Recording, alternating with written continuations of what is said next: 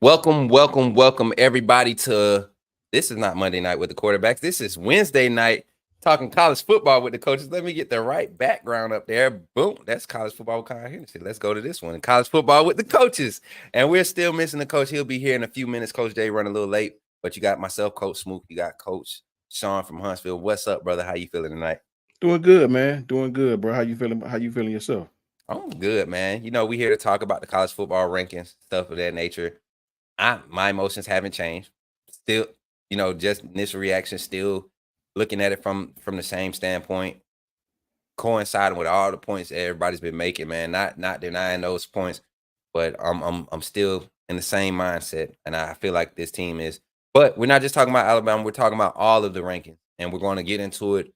Once again, shout out to Kyle Henderson, Bama Football on YouTube, Mr. Bama Football himself. I don't know if y'all watch any of the interviews that he posts or watch him live on the other channels, but you'll hear Kyle asking questions. That's how connected he is to this program. So the content that you love and that you're tuning into is not just some backyard stuff. We actually get good insight. We have some connections. We know people. So we appreciate y'all for pulling up as I try to fix my turban. Coach Sean, college football rankings have came out. We haven't moved. Nothing's changed. Like we already predicted. Um, where we at with it? Where you at with it? I've ran these scenarios through several times, and I actually have found a better scenario. I still think people gonna have to lose for them to let us in, even if we win out, based off what I'm seeing from the committee. But I have another scenario that I think can and will play out, and I think that scenario as follows. I think Washington. I would hope Washington now beats Oregon. I want Mm-hmm. Washington to beat them because that would give Oregon two losses. They're done. So Washington will be in. We beat Georgia. That's solidifying another spot. Ohio State beat Michigan with their record. They're done. You can't tell me they deserve to be in it after they lose to Ohio State. Ohio State win the Big Ten. Michigan with that sorry schedule. They're done. That solidifies another spot. And Florida State loses either to Louisville or to Florida. That solidifies a spot for Texas. So it'll be to me Ohio State one, probably Washington two. One of those guys will be 1 and 2. Texas and Bama will be 3 and 4. Right. I'm right there Period. with you. And we haven't talked since we haven't talked about this new scenario. I literally just outlined this. One thing that I believe helps, and when we go through each team, and start breaking it down, the rankings we'll go 1 through 8. Going to where Bama is. Mhm. Um, some teams will spend a little bit more time on the early others, but the committee they put out a written statement of the criteria, their basis for criteria, and what they're evaluating the top teams on.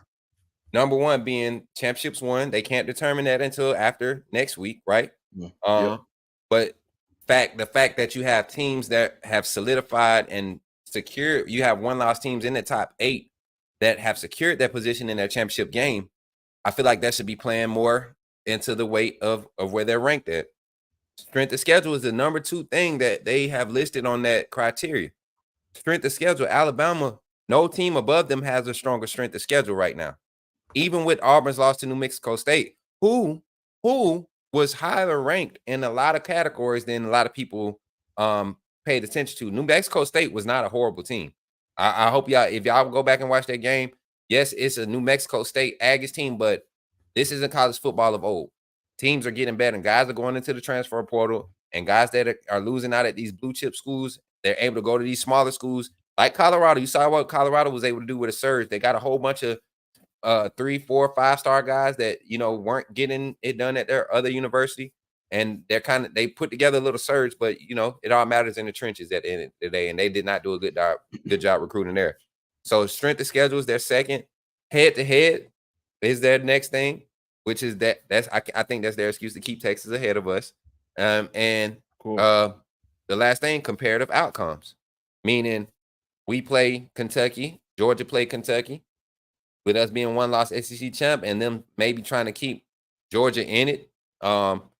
They're probably going to look at how we played against Kentucky and how Georgia played against Kentucky, how we played against Auburn, how Georgia played against Auburn. So, I mean, thinking about those four things, let's you want to start at the top or you want to start at our position? Started our position, I believe. Okay, so at number 8, when we talk about championships won, we haven't won a championship, but we are in our conference championship. Um, of all the championships, I'm gonna ask you this: of all the championship games, conference championship games, that you see being played next week for the ones that have been solidified, can we truly look at them and say, the two teams in that conference can both be in the playoffs when you talk about conference championships? I I think they would try, but I think for them penalizing Georgia in the beginning of the season by keeping them at 2 because of their schedule, you got to do the same thing to Michigan. You Mm-hmm. got to do the same thing. If Ohio State beat Michigan, you can't make a case for them to stay around in the top, especially above Bama. That'd be stupid. You cannot do that. When Florida State, I think Florida could, like you were saying, Florida could beat them, but I definitely think Louisville would beat them. I think Florida State's going to lose. If Florida State loses and Washington wins, Oregon's got to be gone. You Yes. penalized us for 2 losses last year. You said TCU did belong there because we had 2 losses. You said Ohio State belonged there because we had 2 losses. Okay, well, Oregon will have 2 losses to the same team. Get them out of there. Get them out of there. That'll be Washington. That'll be Ohio State. Those 2 are Pac-12 and Big Ten champions. They will automatically be there. We take care of our business against Georgia, and Texas take care of their business. There are your 4 teams right there. Ohio State 1, Washington 2, Texas 3, Bama 4. Oregon gone, Michigan gone, Florida State gone. Nobody else has a case or a claim to this. Very simple. Right. And I'm looking at strength of schedule right now. We're talking about strength of schedule. Alabama's at 29 currently. Um, Yeah, I mean, the strength of our record is better than everybody ahead of us. I mean, everybody. Nobody's close, man. The next team in front of us that's close, and I'm scrolling. Um, Washington. That's the next team close to us that's currently ranked ahead of us. Oregon's not even up there with their strength of schedule. They have played nobody. They're number 63 with strength of schedule. Texas is ahead of us too. Texas is ahead of us. Us being on that schedule is of course. um keeping them as far as they strength of schedule. But even Georgia, man, Georgia's sitting at 66 with their strength of schedule. And they're coming into the SEC championship game as the number 1 seed. Assuming that they beat Georgia Tech.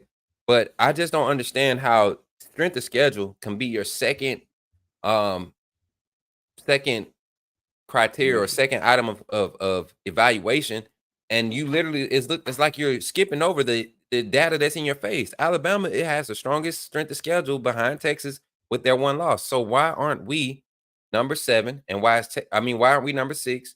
And I mean number 7, and why isn't Texas number 6? Keep Florida State at 5 until they lose. They've earned that. They are in the ACC, they are in the Power 5.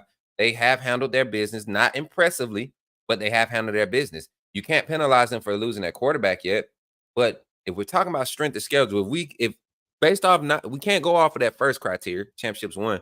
Strength of schedule, we already take the lead, with the strength of schedule and caliber of wins that we've had. Texas, if we I mean, head to head is saving them. We know of that. They course. they've literally been holding on for probably out of the past 5 games, they've been holding on for about 3 or 4 of those games.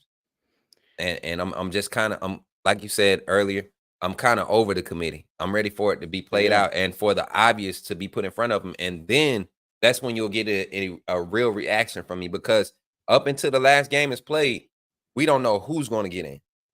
We can assume that Georgia's going to win out. We can assume that Florida State's going to win out. We can assume that Michigan and Ohio State will play each other and then go to the conference, and the undefeated team will lose in the conference championship. We can assume that, but until it happens, man, I'm really bought in on the win and you're in for the Alabama. The bad news is what I like to prepare myself for, man. I'm a pessimist by nature with football. Yes, sir. The bad news is they've shown us every week that this poll has been out. They're not going to let us pass Texas if Texas Mm-hmm. wins. If Texas wins out and we win out, we will still be behind these guys. I mean, think about it, guys. We've been playing lights out and we're still number 8. We hadn't moved up at all. That should it's only 2 more shows. Yeah. So Oregon and Washington is a very key game for us. I've accepted that Texas. This is just what I've accepted. I've accepted that Texas is not going to lose out. I don't think Texas at this point is not going to lose out. Their defense is still playing well. I know they've had some skates and close by. I don't see nobody on their schedule that's going to beat them unless they just have a straight up boo boo. Same as us, right? Right. I do not see them putting us over Texas because no matter what criteria we come up with, they beat us, man. And they're not gonna send a message to where this team beat that team, but we're still gonna let that team jump them, even if they're playing better. I don't think I kind of agree with Greg McElroy on that. I don't think they're gonna send that message. I think they're gonna keep us behind Texas they have every single week. So for me, the Oregon Washington game is more important because they have already lost to Washington once, Right. right? They're going to have to play them again. And we need for Washington to beat them because if Oregon turns around and beat Washington, then Washington could have a beef like we should still be up there, right? Right. Let's go ahead and get Oregon out of the picture. Let's hope that Oregon loses, beat them again. They'll have 2 losses. Now, you gave us a speech committee last year about why Bama couldn't get in the well, y'all got 2 losses. Okay, well, Oregon has 2 losses to the Right. same team. That's even worse. Get them out of there. Yep. They'll be done.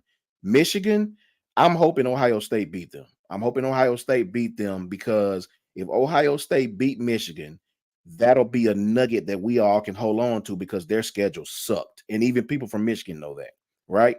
So you can't possibly keep Michigan over Bama with a schedule like that. The same reason you penalized Georgia and kept them at 2, you got to hold that same heaviness to Michigan. So if Michigan loses to Ohio State, they'll probably be in the top 7, 8, but we'll move up.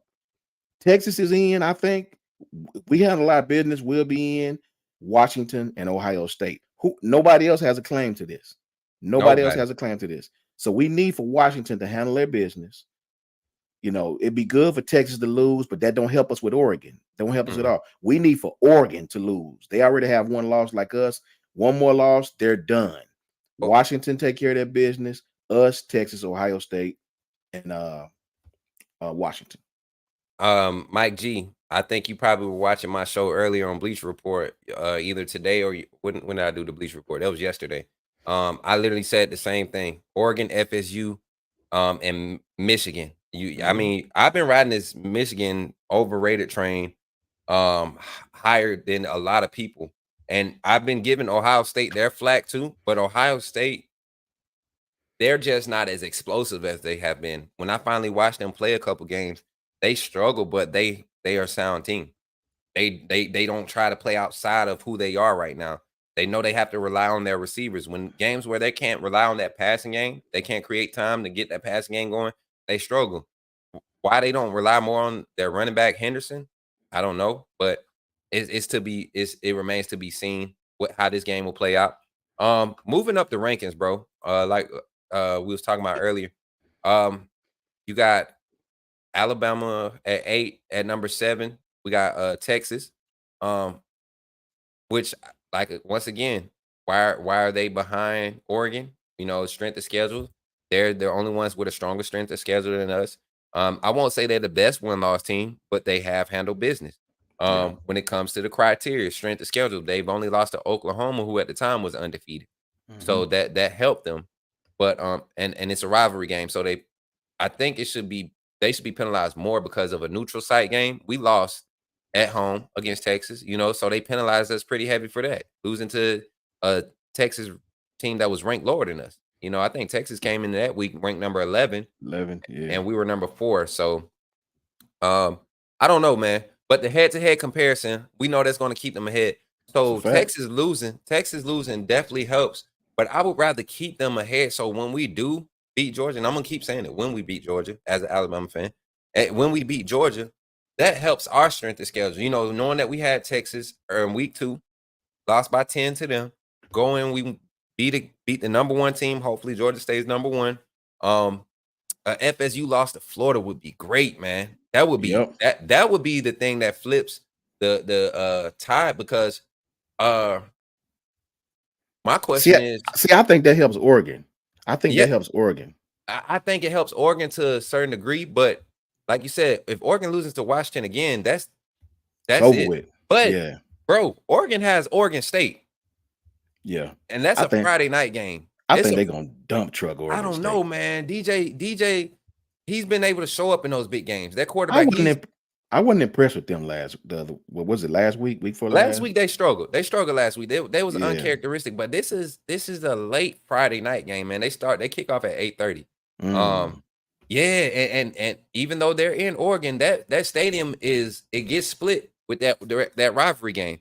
It gets intense up there, and they don't have one of those crazy stadiums like, they don't have any SEC stadiums or Big 12 stadiums. Big 12 stadiums. Them Ducks, when the Beavers and Ducks clash, it's a pretty neutral game, man. So I'm going to be surprised to see how Oregon looks against a more balanced offense in Oregon State. If they can come out and be on schedule, I think it works out to their advantage. Y'all, the man is showed up. He's here, the point guard of this show. I don't like point guard of this show. This is college football. I like to get off, and go off of y'all takes, man. Welcome in, Coach Jay. Man, I'm sweating, man. Don't sweat. What up with you, bro?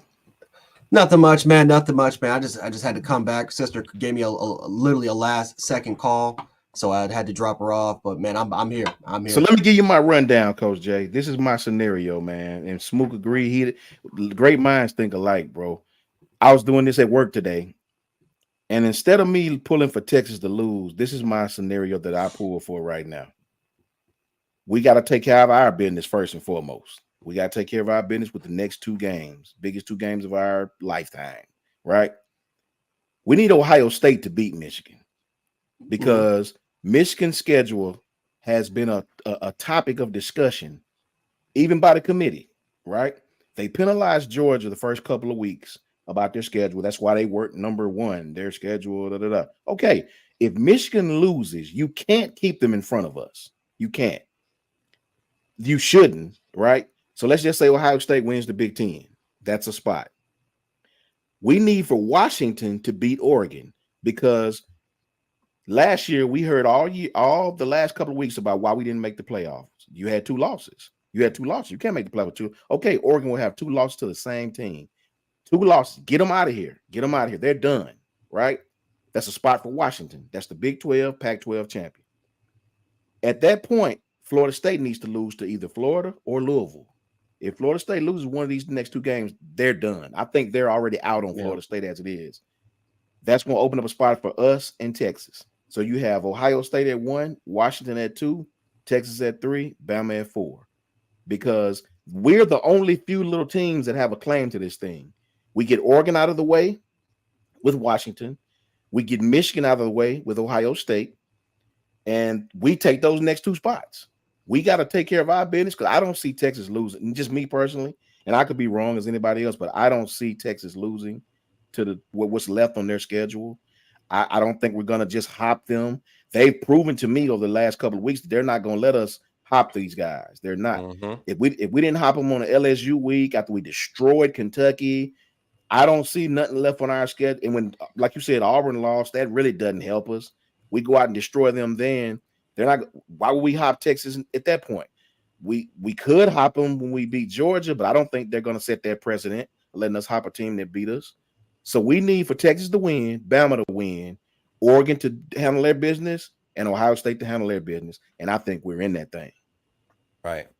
This right here, these numbers right here. Let me see if I can highlight it. These numbers right here is the remaining strength of schedule. This is the remaining strength of schedule, guys. Alabama sitting at number 3. Oregon is only at number 5 because of this right here. This right here. So if Michigan goes in and loses this game, like you said, Coach Sean, if they lose to Ohio State, that is the clear-cut thing that needs to be established. And then Oregon with Washington.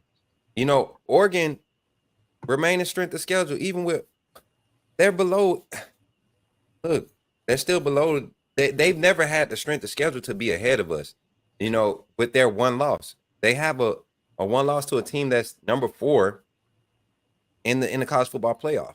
So I mean, and their schedule hasn't been strong either. Coach Jay, give us your rant, man. What you feeling as far as the college football rankings and how everything is playing out right now? Oh, everything is exactly what I thought it was going to be going into the rankings. I wasn't surprised what I saw. It's clear and obvious that the committee favors Oregon. I'm not going to rant about Texas. I think that for the most part they beat us head to head. That's me. Yeah, we've had. I mean, we beat Florida State in 2017, and we were allowed to get in after they went 7-6. So clearly, they're going to value what number we were by the time by the time we played Texas, and the fact that Texas was the underdog going into that game. So they're going to just value that. That's probably the most valuable win right now in college football if we beat Georgia. But no, the fact that Oregon's at number 6, just mind blowing to me. And the fact that for the most part, every single person want to keep talking about Tennessee being at 21, which I agree with. Tennessee should not be ranked. They have not gotten they have not gotten a good win this year. They should not be ranked. I completely agree with that. But it's funny that the committee does not, that the committee and the people like Joe Klatt and the rest of these guys don't want to talk about Oregon's placement at 6, because they have not given a good reason why they should belong at 6. Instead, what people are saying, well, it is the eye test. Well, what is it? Is the eye test the most important factor of getting into the college football playoffs? Because we have not gotten any sort of answers at all from the committee. I got your answers. I got your answers. Hold on. And not to cut you off, this is what me and Sean were talking about right as you came in. Mm-hmm. Their pillars or criteria for determining the top the rankings, college football rankings. Number 1, championships won. All right. So the final rankings, this is what they're going to consider. Championships won, meaning conference championships. Strength of schedule, number 2. And these are in a particular order for a reason. This is what's important, top to bottom. Number 3, head-to-head comparison, head-to-head matchup, and then comparative outcomes, aka transitive property, which we know should not have any type of say-so in college football, because just like Auburn showed up last week and 2 weeks ago and dropped 48 on Arkansas, they turn around and crap the bed against New Mexico State, and got handled that game. So with those 4 things, man, run with it. But that's the problem. They haven't followed it by the order. That's why I'm confused. They have not followed it by the order. They've never followed it by the order. Never. That's why it's confusing, because you are supposed to. That's why when people say that they're not supposed to. With Florida State, the argument for Florida State being a number 5 is the fact that people are saying, well, they're not projecting Jordan Travis being out is gonna be the reason why. That's the reason why it's not. It's not the reason why Florida State is at number 5. They're at number 5 because of their strength of schedule, blah, blah, blah, and stuff like this. Guys, they're projecting. They projected that Washington was the better team. They projected that Michael Penix Jr. was better than Florida State's backup quarterback, which is a fact. He's a much better quarterback. Florida State, and again, we're gonna see what happens with Florida. We're gonna see what happens with Louisville, but it's clearly a projection that they're going to fall off. Because why now?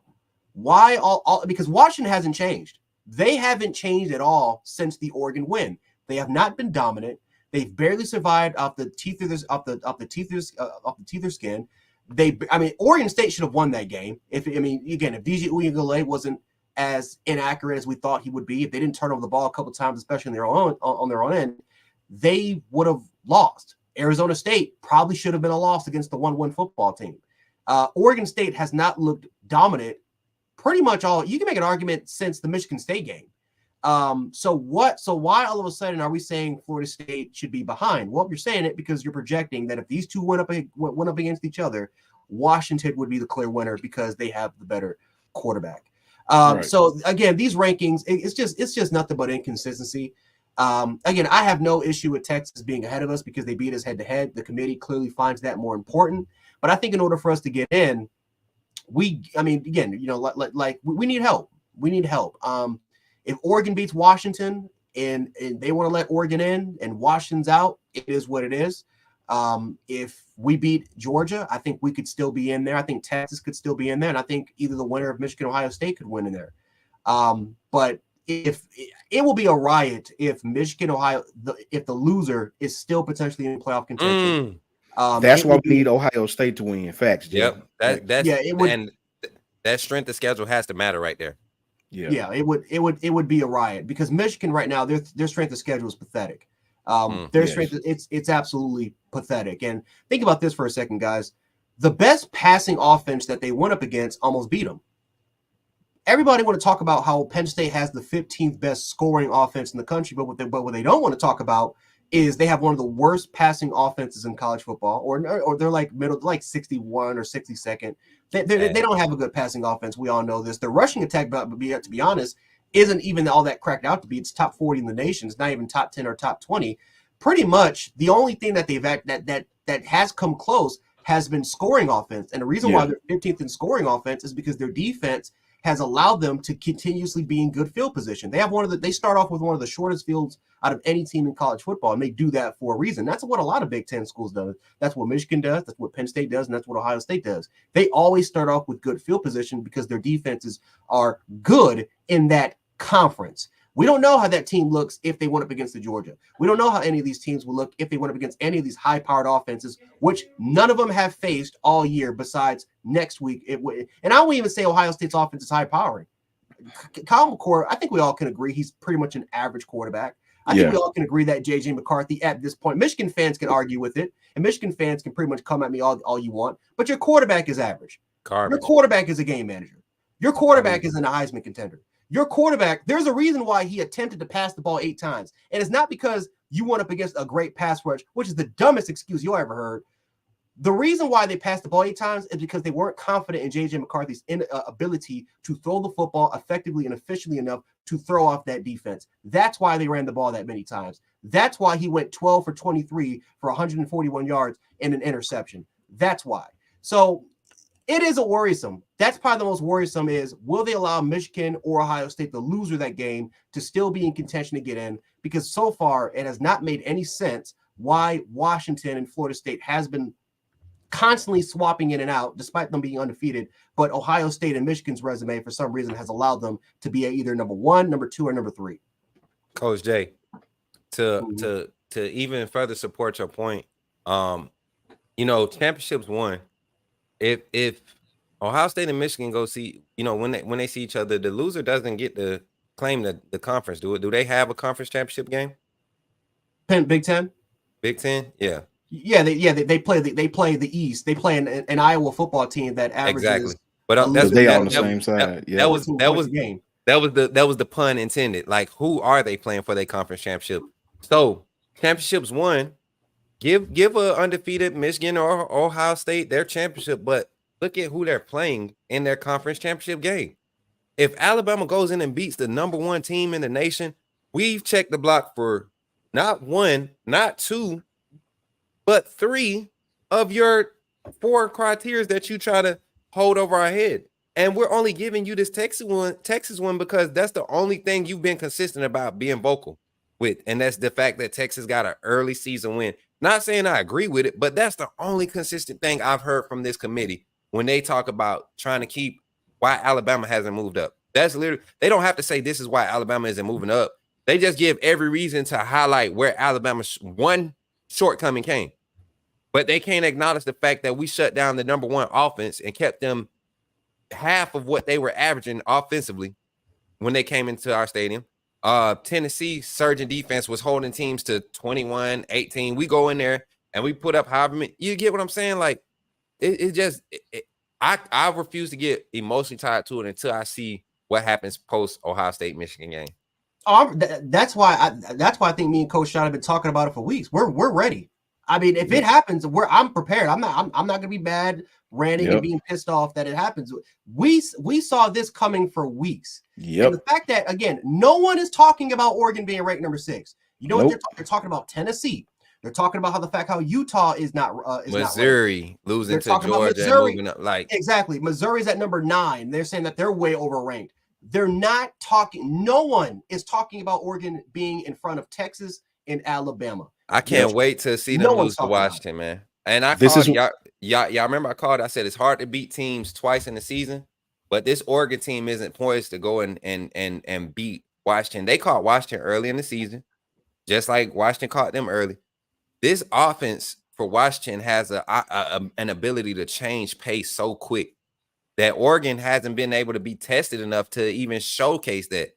So for them to say that they're the only team continuously getting better, that's crazy. You're playing worse and worse teams every week, not doing anything different. So how are they getting better? Backup quarterback, that's their toughest competition, was backup quarterback Javonte Barnes.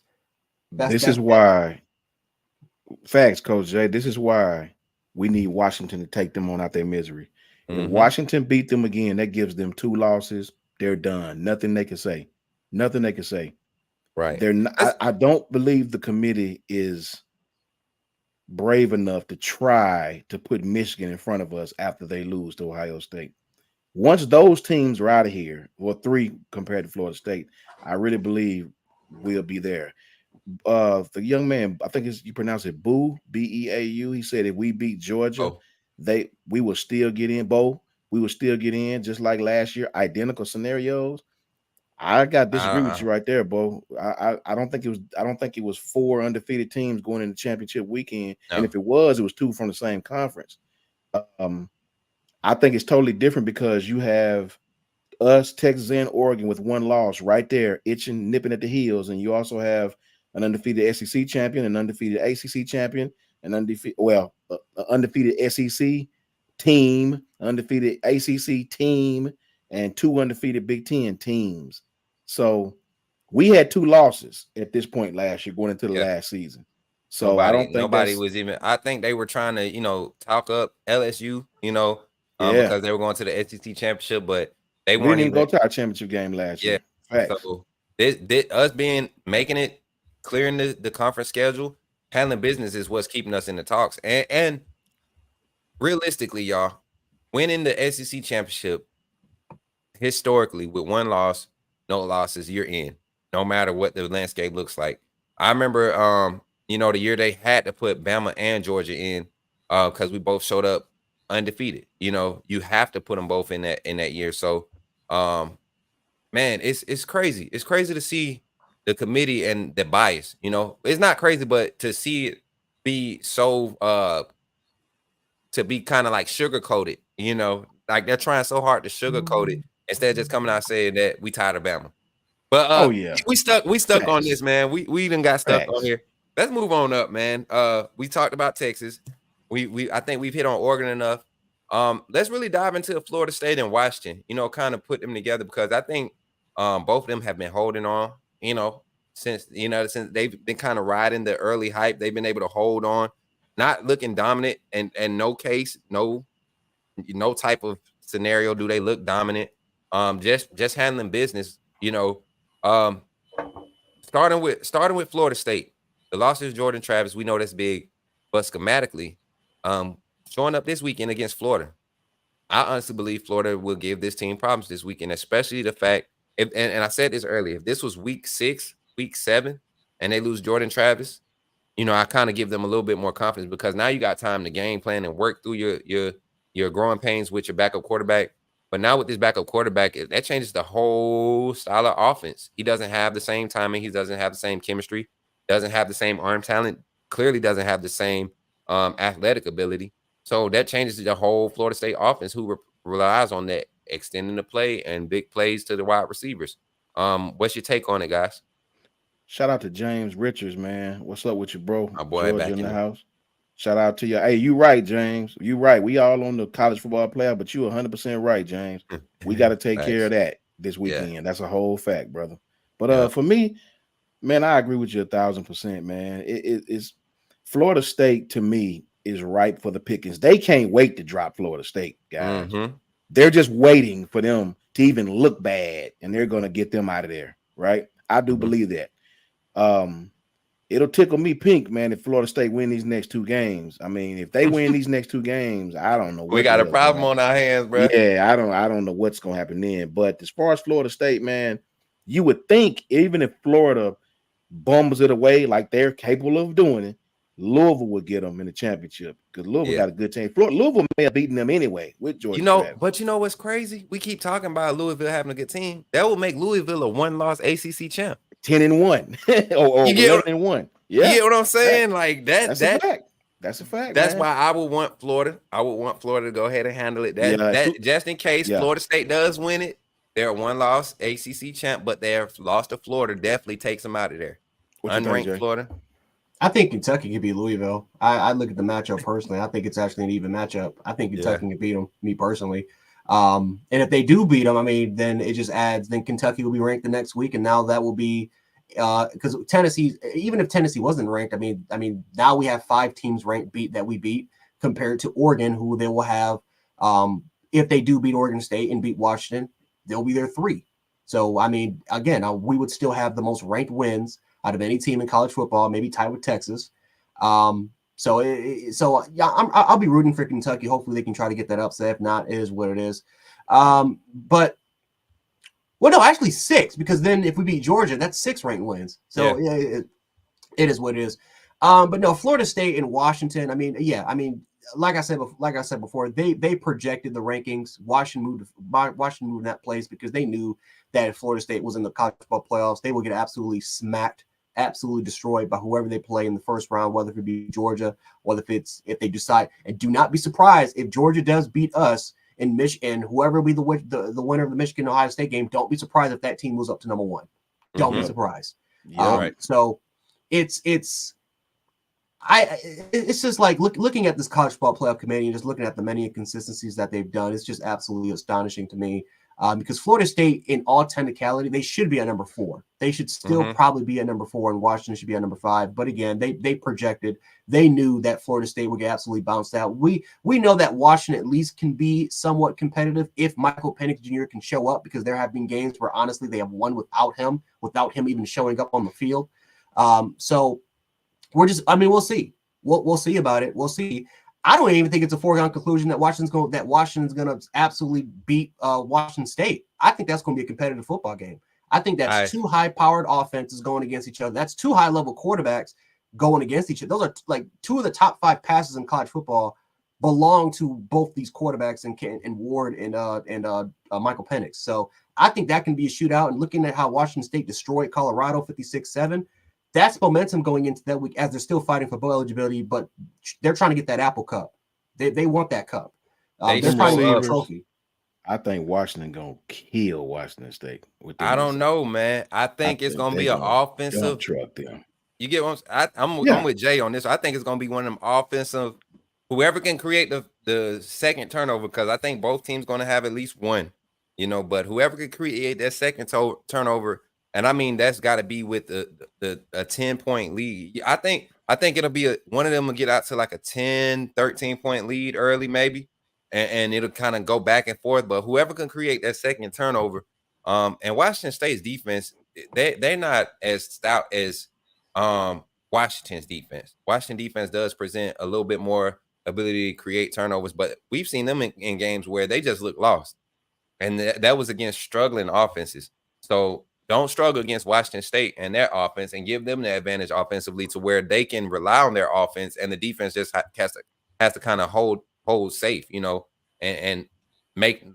I think they're going to make them play underneath. They're going to live with Michael Penix dumping it off to those wide receivers and rallying to the ball. Washington State is in no position to try to be flashy. They're going to do what they do, and what they do does match up well against Washington.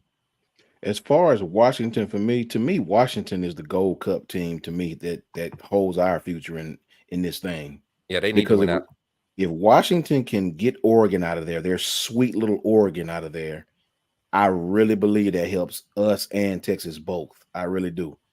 I think Ohio State is going to beat Michigan. I do. I don't think they're going to. I mean, Ohio State hadn't been great like that, but I think Ohio State is playing with a chip on their shoulder.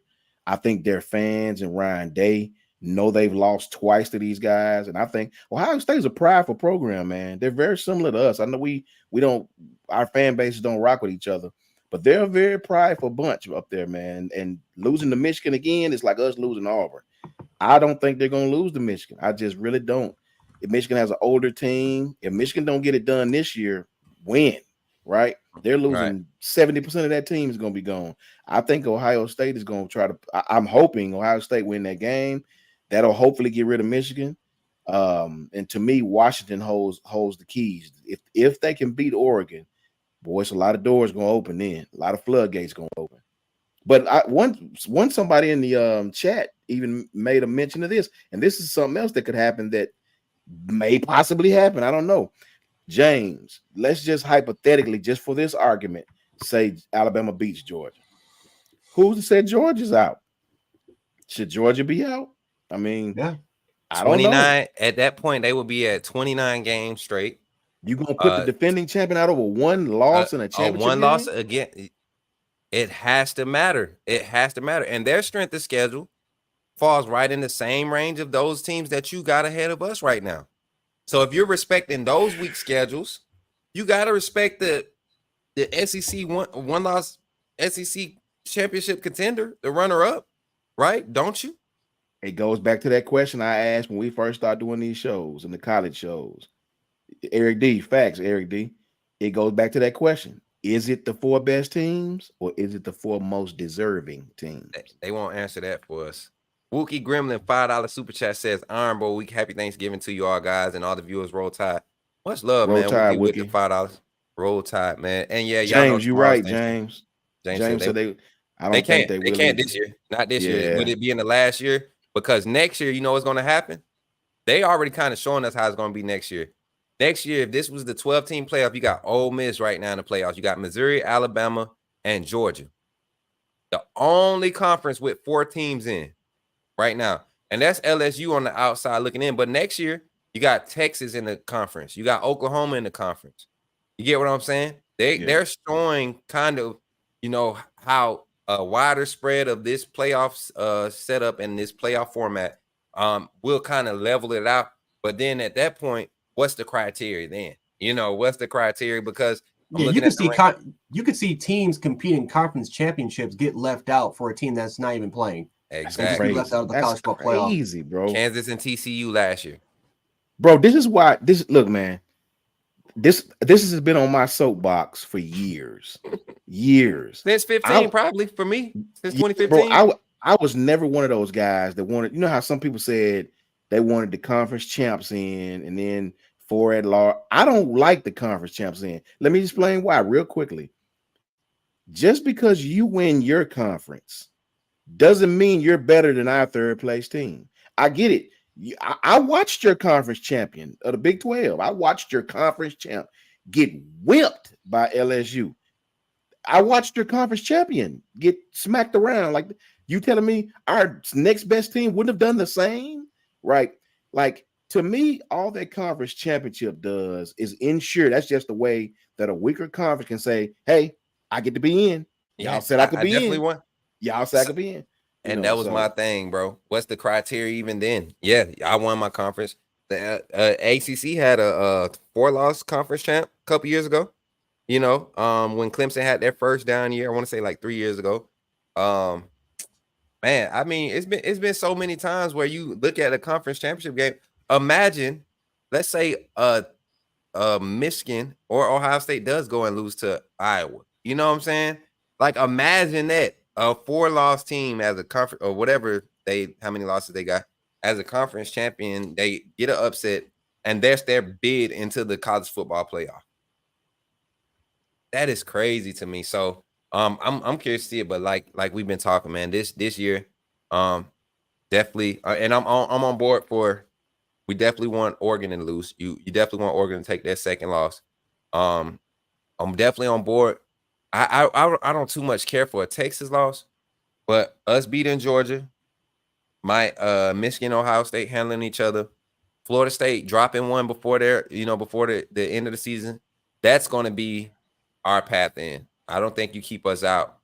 Conference champ, 1 loss, to Texas, who's probably going to get in ahead of us, like you said, Coach Sean. Number 3. I don't mind going in as number 4 this year. I would love to go in as number 4. Go ahead and play your number 1, which will be Ohio State or Michigan, whoever wins that game and wins that conference. I would love to go in and handle them first round and then, do what we do. But it is what it is, and it still remains to Michigan. Be. Boy, I would love to have them. I would pray that you try to go up there with that little pro spread and you try to run that crap down our route. Have JJ McCarthy throw the ball 15 times, see what happens. Real quick, please. With Rand Rodriguez, LFC, said, didn't the SEC team just lose? Yeah, but Rand, I'm talking about the better SEC teams. You're telling me Bama and Georgia, one of those teams will get left out for Oregon, for Washington. That's what I'm saying. That's Rand, what I'm my guy, and you're a Texas fan clearly, but y'all have not been dominant. Y'all have just been consistent. And the teams you have played have not been Have they? They Have they haven't been though? dominant. They just been winning. They haven't been dominant. Their best game of the year was against Alabama. Their best game of the year. With A two new young Alabama. coordinators, with two new coordinators and a brand new quarterback. A brand new quarterback, a freshman, a true freshman left tackle who y'all abused clearly. A true freshman at safety, a brand new transfer safety at safety. I mean, we had so many new pieces. This is week 2. You caught us at the perfect time because I guarantee you, Texas line up against Alabama this week in Auburn's place. We're beating Texas by 21 plus. And The your Texas coach team knows it. and he know it. That's why, like you said, Coach Sean, and I'm working on a little thing for if we make the playoffs because I'm gonna use that Steve Sarkisian clip as probably the opening. He beat Alabama, like that. Our head, I can't wait to use that when we winning if we get in. But yeah, he said we got our QB hurt for 2 games and barely won those games. What do you mean? Like that doesn't the fact that you're coinciding with my point is y'all haven't been dominant. Y'all have been consistent in winning your games. I mean, put Alabama in. Give us y'all schedule, please. Rand, no, you didn't, Rand. You were losing in the 4th quarter. What are you talking about, Rand?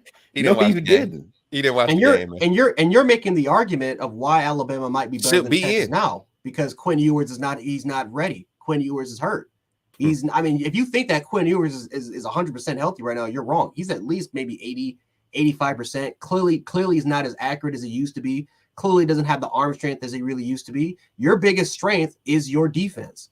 Your run game that's the biggest strength is your defense and your defensive line. That is your biggest strength. You barely beat TCU. You barely beat Kansas State. You barely beat Houston when Quinn Ewers was even healthy before he even got hurt. The game was tied 21-21 when he was healthy. Houston ran. Stop. You struggled against Wyoming in that first half. Kansas State gave y'all the game. Kansas State gave y'all the game. Like Wyoming. Like we've seen this time in and time and again. If the most impressive win by Texas right now is beating Kansas, if that's your most impressive win, and your second most impressive win would probably be beating us, and then the third most impressive win would be by beating Iowa State 26-16. Well, that was pretty much when Quinn Ewers again wasn't good in that game. It didn't look good. And Rand, I mean, a W is a W. We're not taking that. That's all y'all got. Yeah, don't come in here talking about you dominated us. No, you didn't, brother. You did it. No, you didn't. You know what I mean? Crazy. This is why I love talking college football because the work when you talk about complete body of work. Nobody can come in here and make a legit case that Alabama doesn't have the better body of work. Nobody watching college football really and understands college football, no matter how much you hate Alabama right now. The only team that we can say can consistently show up and handle business better than Alabama right now is the team that has won 28 games in a row right now, and that's the Georgia Bulldogs. And we're going to see them in our SEC championship game. You don't get to make that claim as a Texas fan, as a Michigan fan, or Ohio State fan that you are going to see a team that has won 2 national championships back-to-back that is currently on a 28-game winning streak, going to be 29 possibly when we see them. Nobody else can make that case for their resume. It's shaped up for us with the common sense mind to get in just by winning. Remember, guys, arguably the second best team in that conference, which is probably it's either Oklahoma or probably Kansas State. But let's just go. I think Kansas State's a little bit better than Oklahoma. The second best team got lost to Missouri. The third best, clearly right now, the third best team in the Pac-12 is Arizona. They're the hottest team in the conference, lost to Mississippi State. Mm-hmm. So we've seen head-to-head matchups early because I think Arizona will destroy Mississippi State if they rematch today. I think most possibly. I don't think Kansas State's beating Missouri again, but I do think that game is probably going to be close. We've seen head-to-head matchups already earlier on in the season that if we knew that they rematched each other, it will be a different scenario. Oklahoma lost to Texas in the Red River Rivalry Shootout, competing against each other in the Big 12 championship game, and Oklahoma won that game by I think like what 10 points, 10 or 12 points. Like we've seen scenarios. It's 34-30. They lost to Oklahoma. Exactly the first game, and they won that game 39-27. We've seen scenarios like this before. The number one offense in the country, Rand. The number one total offense in the country is our best win a team that would probably beat you right now. Right now, LSU would definitely come in with their injuries on the defensive side and still be able to dog walk that defense y'all have. Y'all have a decent defense, but y'all imagine Jalen Miro right now against Texas. They don't want to see Alabama that. right now. They don't want to see that. They don't want to see Jalen Miro actually use his legs because his left tackle was getting beat. You know, if he did that 6 times out, I think he got sacked 7 times that game against Texas. I think Jalen Miro went down for 7 sacks. And if he uses his legs and presses and understands the game at that point like he does now, Texas, y'all don't have last minute at a neutral site. That's even worse. That's even worse. We thank y'all for handling business up until this point because it helps us. Y'all came in our house, y'all beat us, y'all caught us while we were green. It gave us a chance to show where we're going to improve at, and we've done that. I think that's what everybody's scared of. The fact that Alabama is peaking. Before we get out of here, Rand, serious question. Like no fandom in it. Do you think right now, if Texas played Alabama Saturday, do you think your team could win right now? Because I can assure you this, your coach would not want to see them crimson jerseys on the other side of the field right now. Oh my boy. Because this Bama team is not the one you played in week 2. And your team is most certainly. We have different starters compared to that Texas game. Listen. And it's not like they're out of injury like y'all are. We actually have players that we were able to replace that are better. Jahad Campbell didn't play in that game. Jaden Roberts didn't play in that game.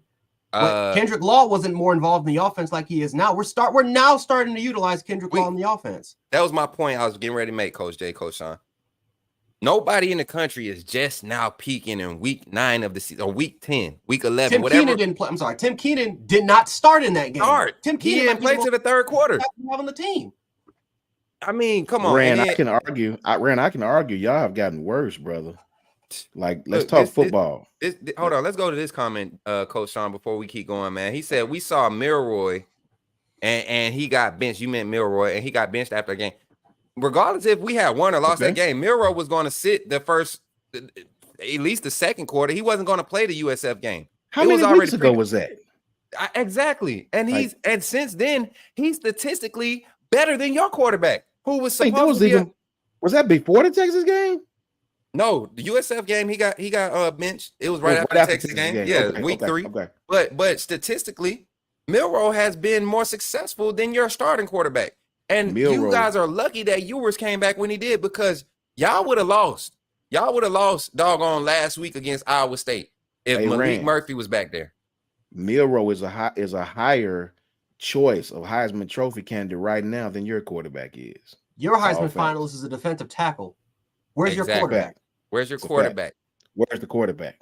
With his no calcium taking stuff. Like think about this for a second. On every and I'm not even going to count the passing yards and touchdowns. Yeah. But you look at QBR, you look at QBR, you look at quarterback rating, you look at completion percentage, you look at EPA, you look at all the passing stats that look at statistics, and Jalen Miro literally, it's not even close.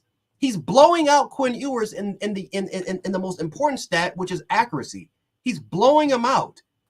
Like, this is not even a discussion right now compared to how Jalen Miro was in the beginning of the season compared to how he was mid to late season. He's blowing him out in every single statistical category as far as regarding efficiency and accuracy. He's destroying him. Your quarterback can barely complete 60% of his throws.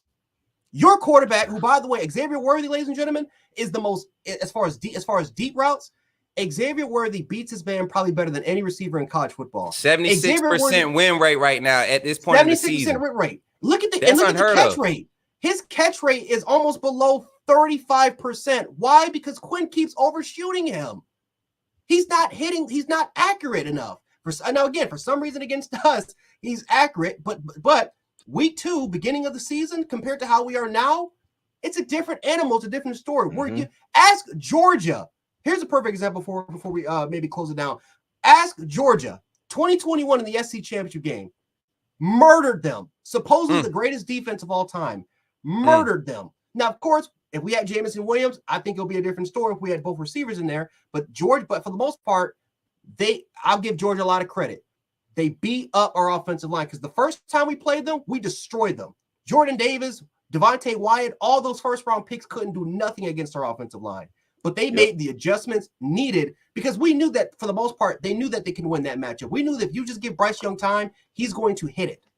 Yep. Georgia did what they had to do against us. So if we play Texas, so who's to say that if we don't play Texas again, that the game that we might actually blow them out? Man, because now we're used to their game plan. Not even that. You had a freshman. Your biggest play in the game, your game changer play, came against a true freshman at free safety who was starting his second game in college football against probably one of the most senior teams next to Texas A&M and next when we see Georgia. You talking about senior teams?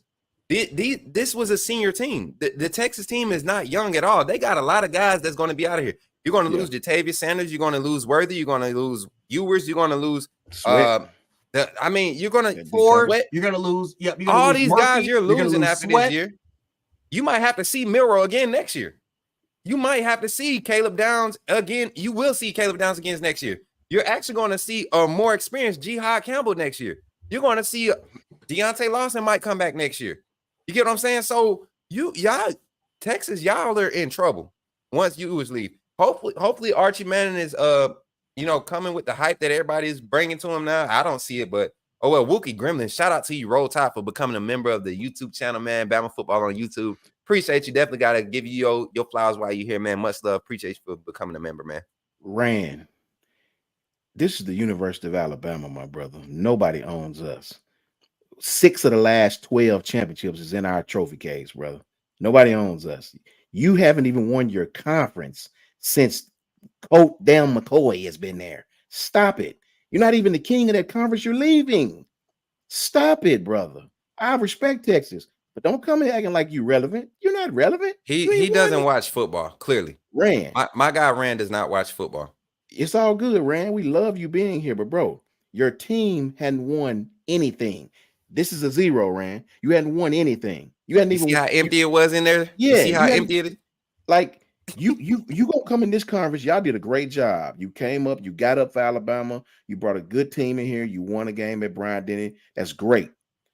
Imagine this: the very next week, you got to get up for Arkansas, who beat you as well 2 years ago.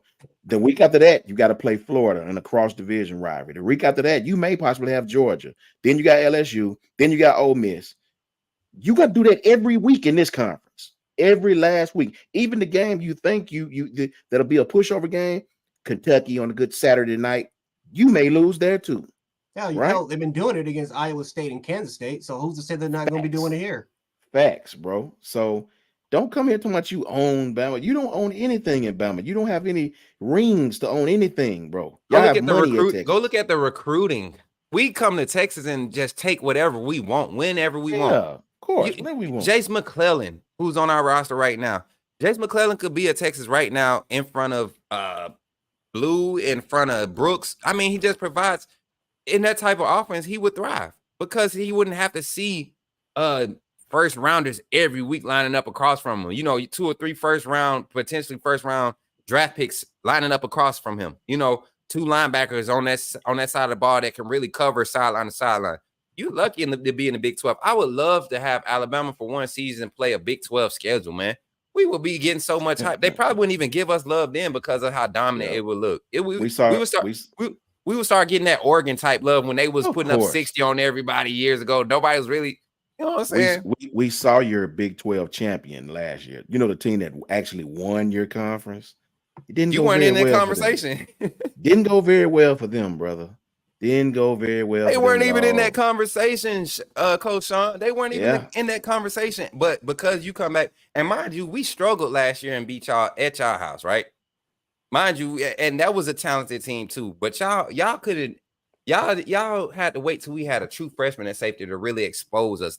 That was the difference in the game. I don't care what nobody's. And then think about it. We also had 14 points called back, 2 touchdowns taken, and y'all only won by 10.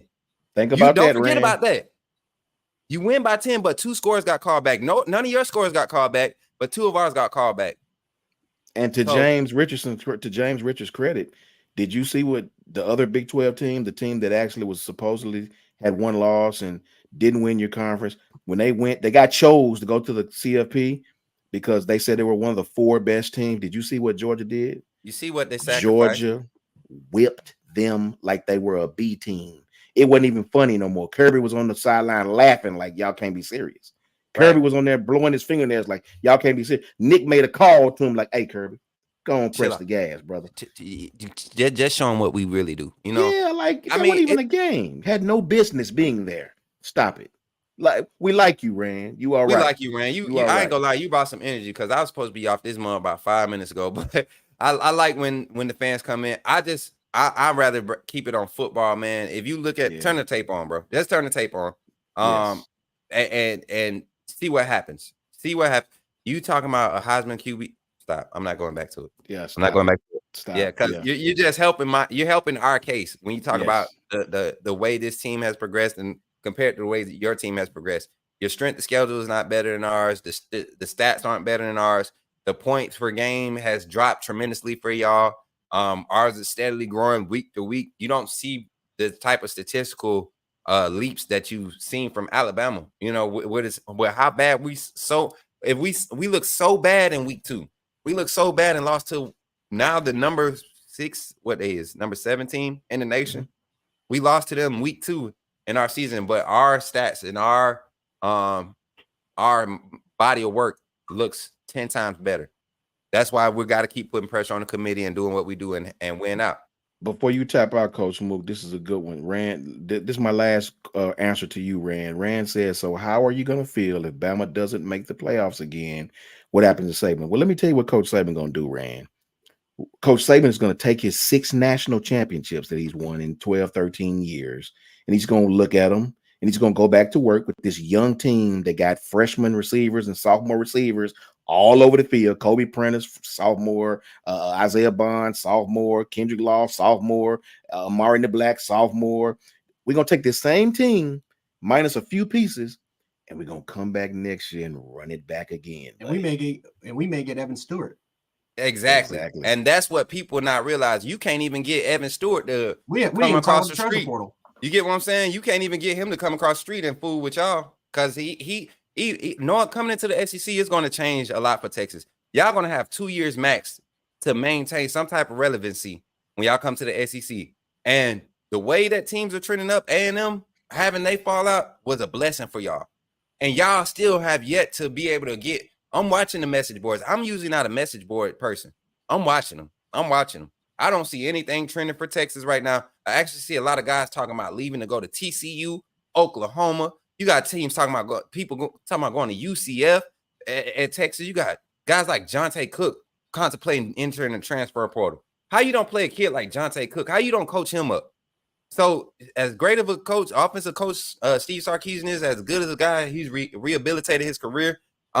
He still missed it somehow. And then you should thank Bama. You should thank Bama, Rand. You should thank us for Steve Sarkisian. You should thank us for Jeff, whatever his name is, the special teams guy. Banks. Jeff Banks. You should thank us for Bo Davis. You should thank us for Kyle Flood. You should thank us for what was the guy who played at Texas? He was our offensive coordinator with the funny last name. He was the quarterback at Texas. Then he came here. I forgot his name. He was at Texas, then he came to Alabama. He was a quarterback at Texas back in the day. You thank us for AJ Milwee. You should thank us for the other dude. I forget his name. He was a analyst for us, and he went there and he's on Steve Sarkisian's staff. So, so 80% of your staff came from Alabama, bro. You should really thank us for that, right? And the sad thing is, y'all won't get to experience none of that success. Your Super Bowl, your national championship was beating a green Alabama team in week 2.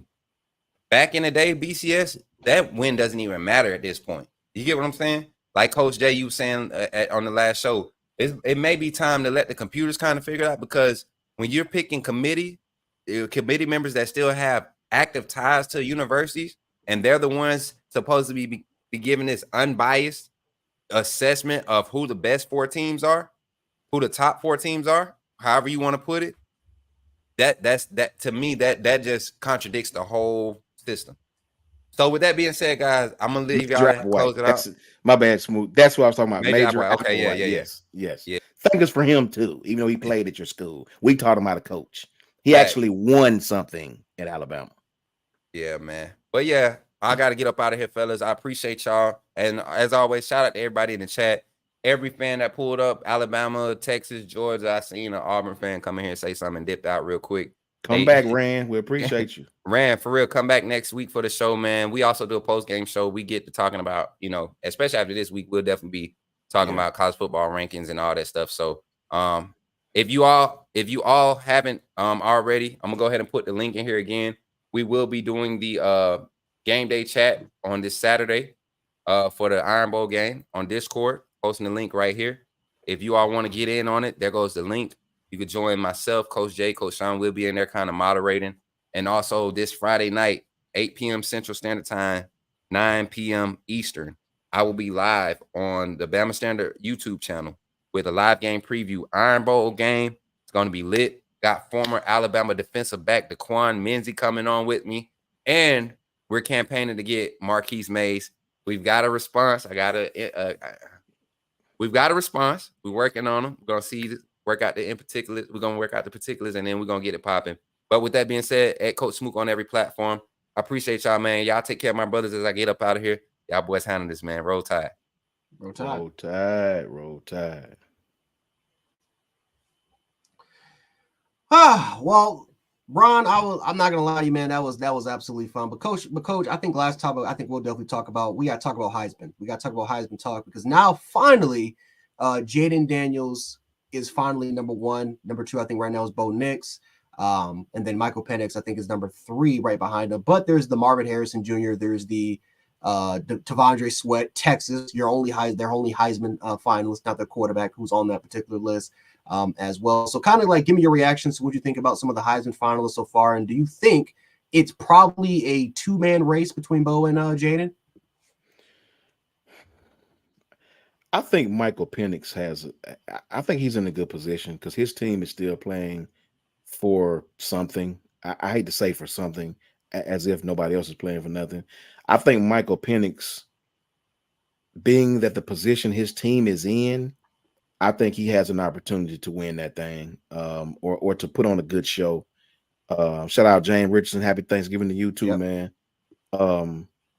I think he's in a good position, man. I mean, Bo Nix, they're sweet on Bo. He's playing well against Hubba Bubba University. I get it. I mean, for God's sakes, man, I sent a picture and I have forgotten that this guy, Justin Herbert, has been in the league for 3-4 years, maybe, right? And I seen a picture of Bo Nix and Justin Herbert shaking hands when Bo was still at Oregon, when Justin was still at Oregon and Bo was still at Auburn. I was like, good Lord, he played against Justin Herbert. So for me, I think it's Jaden, Michael, and Bo, and it's probably more Bo and Michael because of their teams. Jaden Daniels has had the best year to me. Jaden Daniels is the best player in college football. That kid is electric. But you know how the Heisman people is, man. A lot of the people that vote on that award wouldn't know a first down from a touchdown, man. You know what I mean? A lot of these guys are sports writers. Half of them don't even watch the games. You know what I mean? So it's a very skewed award, and the athletes themselves will tell you that. I think Jaden Daniels should win it, but I think Michael Penix and Bo may be in a better position unless Jaden gets a really, really, really good bowl game and goes off. Yeah, I know. Jaden Daniels should win the Heisman Trophy. It's not even a discussion that Jaden Daniels should definitely win the Heisman Trophy. For the most part, when you look at the passing yards, when you look at rushing yards, when you take a look at all the total statistics combined, it's not even close. He's about to do something that only Kyler Murray has ever done, which is potentially go for 4,000 yards and 1,000 yards rushing. And he might surpass it because Kyler Murray barely had the 1,000. Jaden, if he has a big game against Texas A&M, which I think he will, Texas A&M for the most part has a top 10 level defense. And trust me, I will be talking about that in a second. He's most likely to go off. And so, I mean, you're talking about potentially, and this is just projection, 1,200 yards, maybe around 3,800 yards by the end of the season. And then if he does decide to play in a bowl game, he's definitely going to get that 4,000. So he's literally on pace to doing something that one of the Heisman quarterback has done in history of college football, not just Heisman, any player.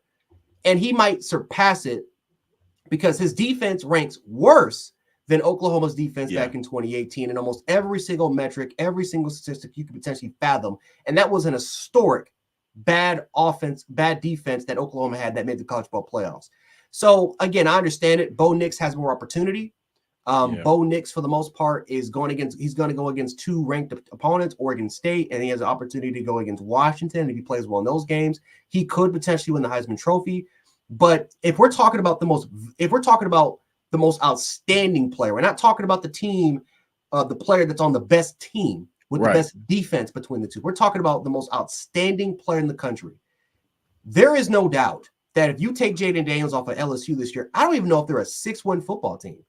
This is probably a 4 to 5 win football team without him. And for those who are arguing, well, he has 2 elite receivers. Oregon has Troy Franklin. Mm-hmm. Oregon has receivers too that are really, really good and have over 500, 600 yards. Matter of fact, Oregon's receivers have actually been more productive than LSU's receiving core, believe it or not. So there is no question, in my personal opinion, that Jaden Daniels deserves the Heisman. He is, and think about this for a second, guys, before I pass it on again. Jaden Daniels is doing this while completing less passes than Bo Nix and Jaden and Michael Penix combined. Wow. 50 less passing attempts than Bo, over close to 60 passing attempts less than Michael Penix, and the exact same with Bo Nix. Like, think about that for a second. His yards per pass is 11 yards per pass. I don't know, for those who don't know football, how hard that actually is to have 11 yards per attempt. But that's ridiculous, leading the entire country. The last quarterback to do that was Joe Burrow. The last quarterback. Yeah. Every other quarterback in college football has either been under 9 or 10, but 11 yards per pass is insane. And to add with his rushing numbers, to add with his rushing attempts, we haven't even talked about rushing touchdowns. There is no doubt, in my opinion, guys, that he is the Heisman Trophy quarterback. Mm-hmm. But when you take a look at some of these quote unquote voters for the Heisman for the Heisman poll, they want to go with Bo Nix. And I'm not gonna go for a particular reason why they're gonna go with Bo Nix, because even though I do think it has maybe some sort of impact, but as far as the fact that he can play in 2 games and the fact that he has a better team, which is a dumb argument because we've seen Heisman Trophy winners win with 4 or 5 losses. Yes. But it is what it is. It is what it is. It is, man. It's Jaden Daniels should definitely win that award. He really should, man. That guy, the performances this guy's put on all season has been unmatched by anybody. I think he's the best player in college football. I mean, I think he deserves every award he gets. And when you look at the statistics, the Heisman has been a statistical award. Who's putting up better numbers than that guy all around? Nobody. So I definitely think Jaden Daniels should win that award. Facts. And shout out to Katrina Blackman. Shout out, Katrina. Yeah, we see you, Katrina. We see you, for the most part, we see you, Duck. We see Eric D. A lot of you guys in the chat. We appreciate you guys so much. But yeah, I think that pretty much has to do that. Any closing remarks before we kind of end the show? Just everybody tap back in with us. Tap back in Saturday. I know we talked a lot about college football in general. That's what we do on this show. But the bottom line is, and I think it was Coach Jay who said it on our last show, if we don't take care of business Saturday, none of it matters. So we definitely got to go take care of business in West Georgia Saturday. We got to go down there, handle our business, and not create things that set us back. You know what I mean? Let's go in, put our foot on their neck, hopefully get some style points in the process. I'm not going to think about that, but hopefully. And then let's look forward to the biggest game of the season, even after this biggest game of the season. Guys, definitely catch us in the post-game show. It should be a fun time. I'm going to see if I can try to get my bros, at least not to make an appearance, because again, they might be scared away from the bet. I had a bet with some Auburn people. They got to wear a clown suit, so we'll see if they're going to follow that bet or not. But definitely make sure to catch us in the post-game show. And then, of course, if we can get through Auburn, because I'm not trying to be disrespectful. Monday, guys, you don't want to miss it. You don't want to miss Monday. You do not want to miss Monday. It is officially Hell Week with us in Georgia, officially. And James and a lot of these Georgia fans, I should see a lot of Georgia fans come up because they always like to pop up on Alabama live shows. Trust me, I don't mind it. We don't mind it over here and over here in Bama Insider. So definitely make sure to tune in on Monday for the most part 7 o'clock Central, 8 o'clock Eastern. It is going to be a fun time all week round talking about the Alabama-Georgia game for the SEC championship. But anyway, guys, this is Coach Jay. Before you go, Coach Jay. Darkwing Duck. Yes, I am going to watch that game. And shout out to my alma mater for being a band in the Thanksgiving Day Parade. Alabama A&M University Bulldogs. You know, that's what it is. Oh yeah, absolutely, man, absolutely. But anyway, guys, Coach Jay, Coach Mook, we will catch you guys tomorrow. We will catch you guys on Saturday, and make sure to enjoy your Thanksgiving and happy holidays. Happy holidays. Roll Tide. Now we gotta wait for the spinning wheel of doom.